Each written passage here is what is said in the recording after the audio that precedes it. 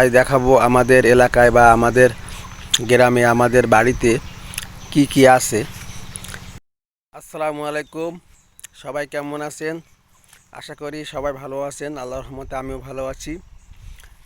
দীর্ঘ 1 বছর পরে গ্রামের বাড়িতে আসলাম। কি কি ফলমূল উৎপাদন হয় এগুলো দেখাবো, দেখতে থাকেন। এই যেটা দেখতে পাচ্ছেন এটা কিন্তু লিচু গাছ। এখানে অনেকগুলো লিচু গাছ আছে। লিচু এখন নাই, সব শেষ। একটা লিচু গাছ দেখেন, এখানে লাইন দিয়ে অনেক লিচু গাছ আছে। এটা চেনেন? এটা বলে আশফল গাছ। আশফল এখনো ছোট ছোট। দেখেন এই যে এই এই লাইন দিয়ে এখনো লিচু গাছ আছে, একটা দুটা তিনটা চারটা। এখানে সব লিচু বাগান। হ্যাঁ, এগুলো সব লিচু বাগান, সব লিচু শেষ। এই হলো আমাদের লিচু বাগান। আর এই হলো কাঁঠাল। এই দেখেন এইখানে লাইন দিয়ে অনেক কাঁঠাল গাছ আছে।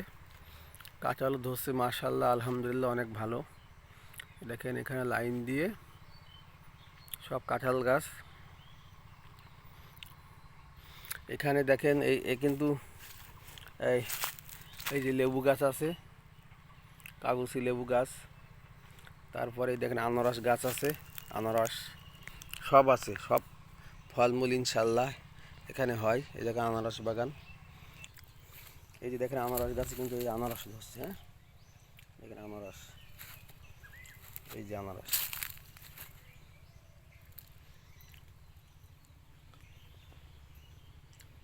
এগুলো হ্যাঁ বেশি বড় হয় না, তবু পাকলে মাশাল্লাহ অনেক মিষ্টি লাগে।